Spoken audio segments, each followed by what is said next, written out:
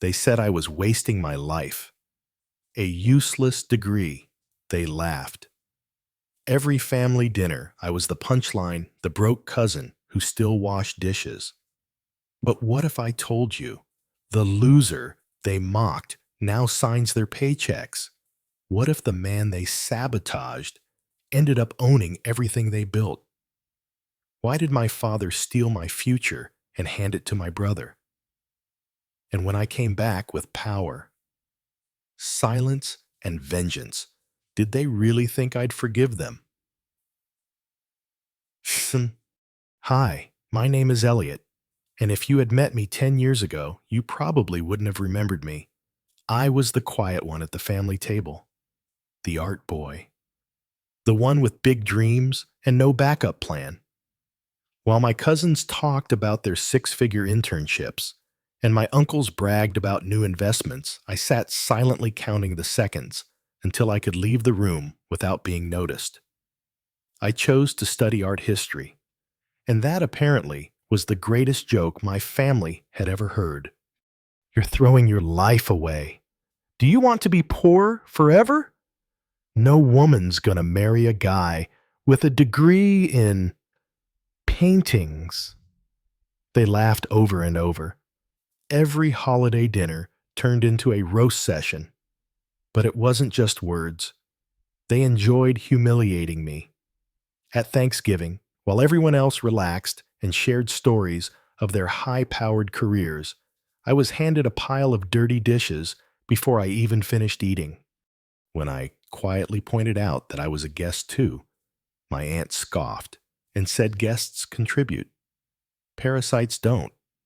Thing is, I had never borrowed a single dime from them.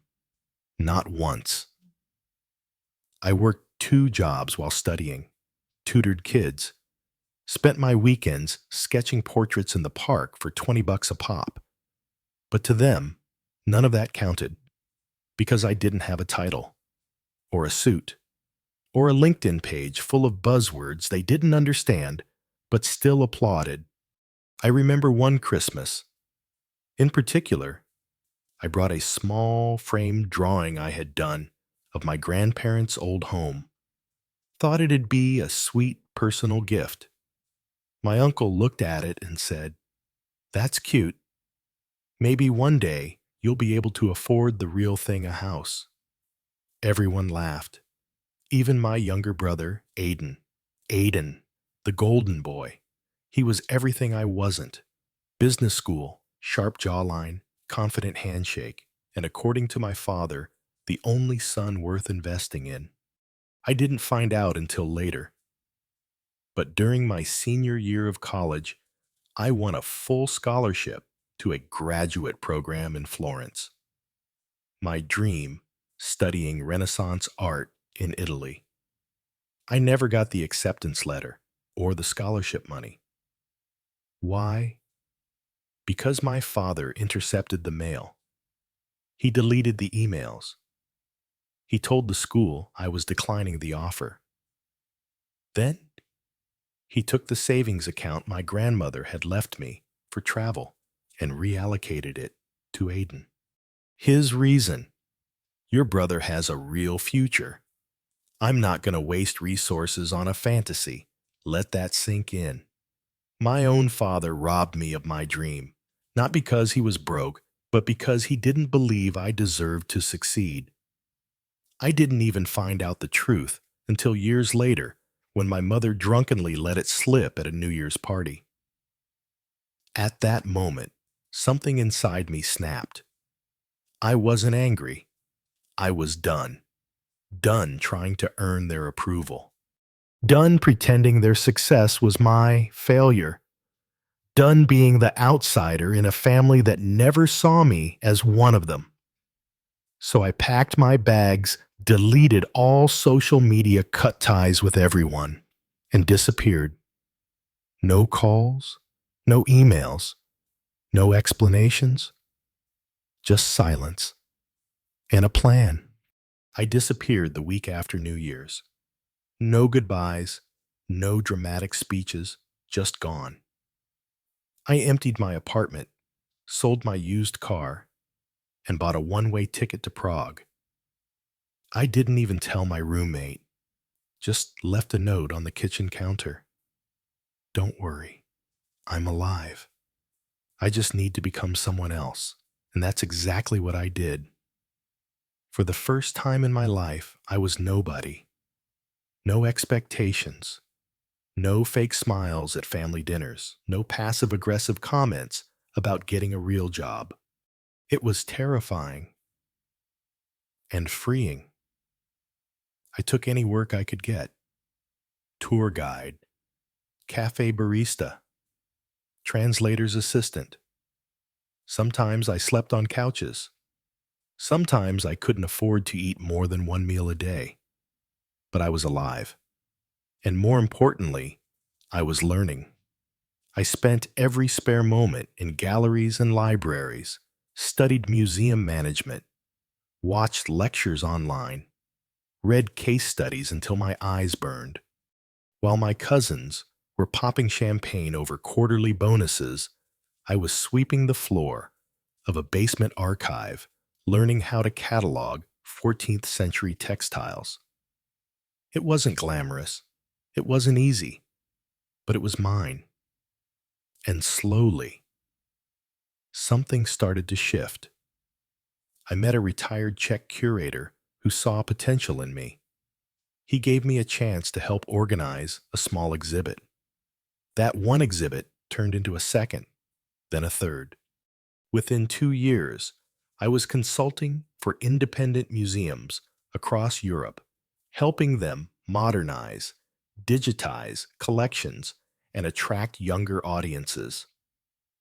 The boy who once washed dishes at family dinners was now giving keynote talks on sustainable art preservation. But I never posted about it, never sent updates home. To my family, I had vanished. Good, because I wasn't finished yet. In my 4th year abroad, I co-founded my first private gallery in Berlin. A year later, a second one in Lisbon, then Paris, then Tokyo. We weren't just showcasing art.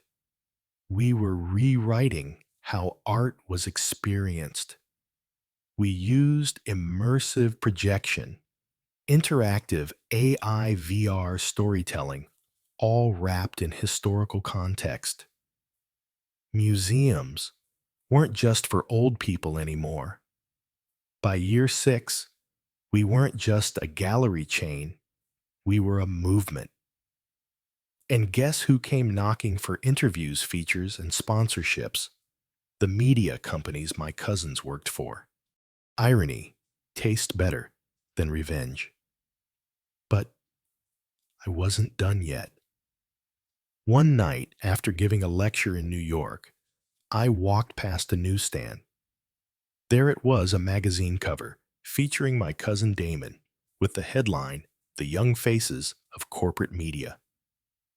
I bought the issue, flipped to the article, and read it front to back. All buzzwords, all ego, zero substance. But one paragraph caught my attention. Damon currently leads strategic partnerships at G&M Media, a rapidly growing firm, backed by private investors in Europe. I laughed out loud, because I was one of those private investors. That's right.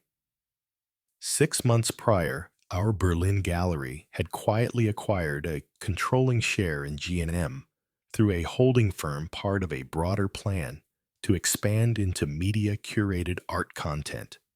I had unknowingly bought into the very company where most of my family now worked. And at that moment, something inside me shifted again. This time, it wasn't just about proving myself. It was about holding a mirror to every single one of them, showing them exactly what they lost when they laughed at me. I wasn't just Elliot the art boy anymore. I was their boss. Their paychecks now had my signature at the bottom, and they had no idea. Yet, 6 years, That's how long I stayed gone. And they never once reached out. Not a call, not a message, not even a half-hearted hope you're okay from my mother. It was like I'd never existed. Perfect. Because now I was ready. I didn't want a confrontation. I wanted a performance. One final act. One stage. One unforgettable finale. So when G&M Media announced its annual Future of Culture Gala hosted in Manhattan, black tie invite only, I made a call. My assistant secured me a seat at the executive table. I was billed as a surprise guest investor. No name, just curiosity. Let them wonder. Let them sweat. The night arrived. I wore a classic tux, no name tag, just silence and presence. I walked into the ballroom. Chandeliers, string quartet, champagne flutes, and within seconds I spotted them. My brother Aiden, now VP of Digital Strategy. Cousin Damon still pretending to be a visionary. My uncle Drunk already holding court about media empires. They didn't recognize me at first. I'd changed, leaner, sharper, more poised. And maybe they weren't used to looking up when they thought someone belonged below them. But when Aiden finally locked eyes with me, something shifted.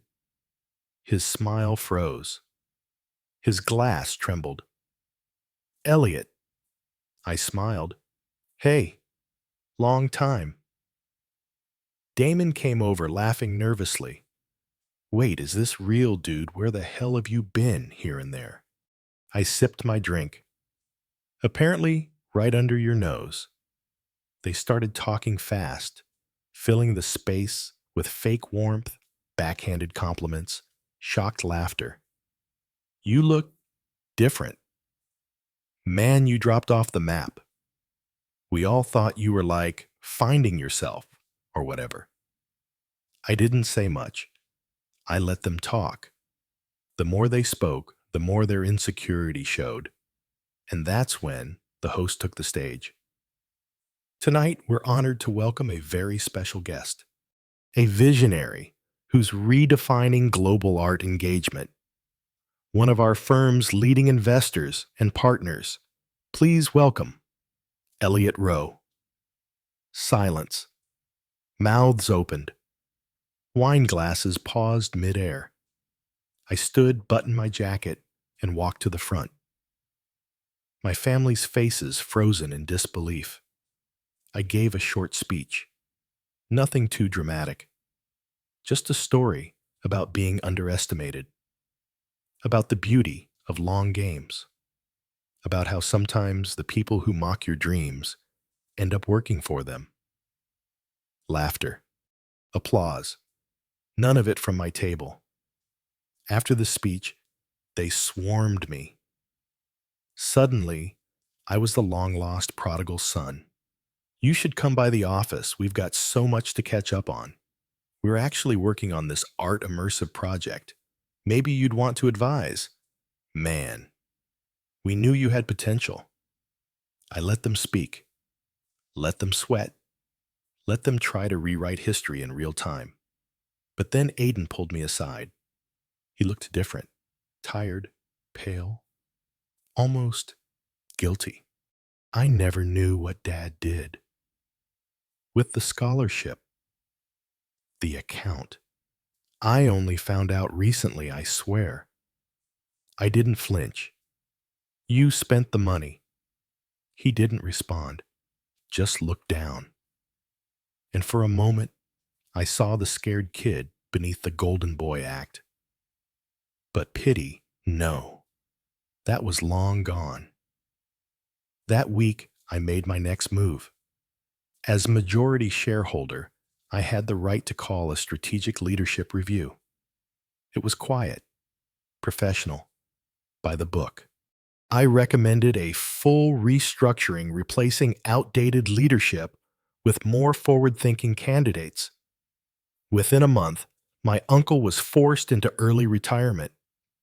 Damon was removed for performance inconsistencies, and Aiden was reassigned to a non-executive advisory role, no real influence, no real power. Just enough rope to remind him he'd lost everything. And me, I never raised my voice, never insulted them. I simply gave them the mirror and let them watch themselves crumble. They thought it was over, that I had made my point, that I'd had my little revenge, and now I would vanish again. But I wasn't finished, because this was never just about me. It was about all the years they laughed at anyone who didn't fit their mold, all the kids who didn't study business, who didn't chase titles, who didn't care about expensive cars and vacation homes. It was about how they measured worth and how easily they erased those who didn't measure up. And now I had their attention, which meant it was time to show them what they really looked like, the twist. 3 weeks after the restructuring, I hosted a private exhibit. The location, a newly opened gallery in Manhattan. The name Reflections, invitation only, executive class. And every single person from my family received a hand-delivered invite signed with just one line: history always remembers the betrayers, but it never forgives them. They all came, dressed to impress, confused, suspicious, nervous. They expected some abstract art show. What they got was a documentary, projected on massive walls in full 4K. A timeline of how they humiliated me. Voice recordings from family dinners. Hidden footage from meetings where they mocked my degree. Emails between my father and uncle discussing how to redirect my scholarship funds.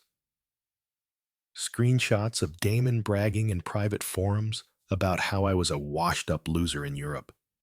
And worst of all, a bank statement showing the transfer of my entire college fund to Aiden's account. Every piece of it, real. Every image, time-stamped. Every guest, silent. They didn't know I had gathered it all, that I had kept every receipt, every file, every betrayal. And now, the whole world saw them. Not the polished executives, not the proud family men, just selfish, insecure liars hiding behind wealth. The press had been invited, of course. So had 3 independent media ethics watchdogs, and a nonprofit that supports students robbed of educational opportunities. I stepped onto the center stage. No microphone, just my voice. Some of you once told me that art was useless, that history had no future. You were wrong. Art remembers, history documents, and tonight you are both the subject and the consequence. Then I walked off stage. No applause. Just the sound of reputations collapsing. The karma. The fallout was immediate. My father lost his board seat at 2 foundations after the embezzlement evidence leaked. My uncle under IRS audit for multiple undisclosed fund transfers. Damon blacklisted from 3 media conglomerates for unethical conduct. Aiden forced to issue a public apology on LinkedIn.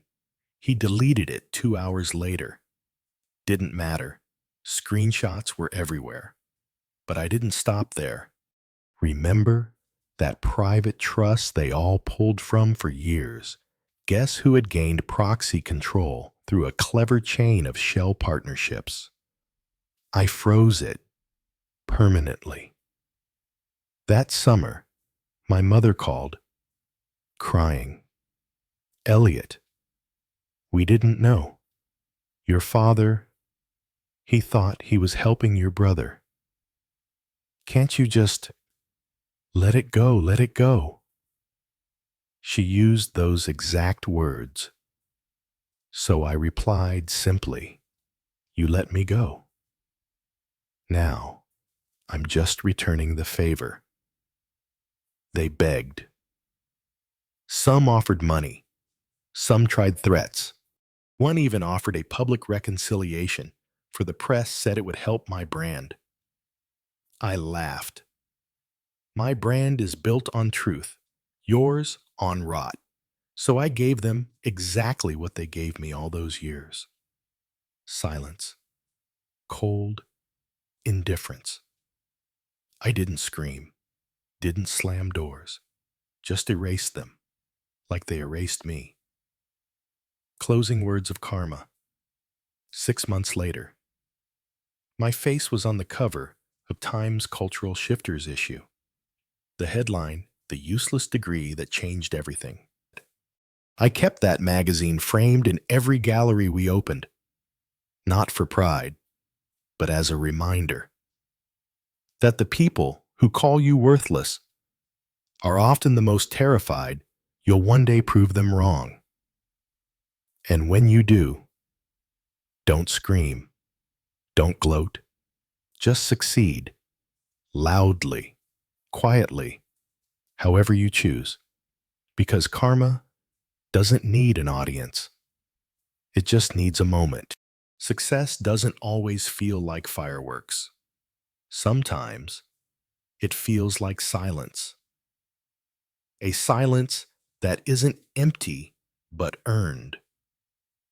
I moved back to the city, not to be close to them, but to be close to something I had lost along the way myself. I rented a modest loft above one of my galleries. Just wood floors, tall windows, and the hum of traffic below. Every morning I made coffee, walked barefoot to my desk, and painted. Not for a show, not for money, just for me. For the first time, I wasn't proving anything. Not to them, not to the world. I had nothing left to prove, and everything left to live. The unexpected letter. One day, a small envelope arrived. No return address, just my name. Inside was a short letter in shaky handwriting. Elliot, I know you may never forgive me. I wouldn't if I were you. But I wanted you to know I kept the first sketch you ever gave me, the one of the tree. I didn't understand it back then. I thought it was just a boy drawing nonsense. But now, I realize you were trying to grow something. And all we did was cut you down. I hope wherever you are, you've found peace. Dad. I stared at that letter for a long time. I didn't cry. I didn't smile. But something inside me loosened, like a knot I didn't know I'd been carrying for years. I folded the letter, slipped it behind the framed magazine cover on my wall. Not because I forgave him, but because I no longer needed to carry the weight of his guilt. That was his, not mine. The full circle. 6 months later, I was invited to speak at my old university. They were naming a new program after me, the Elliott Rowe Initiative for Radical Humanities. As I stood on the auditorium stage, looking out at hundreds of students, I saw faces just like mine had once been full of doubt, full of fire, full of questions no one in their family wanted to hear. So I told them the truth. They will call your dreams foolish.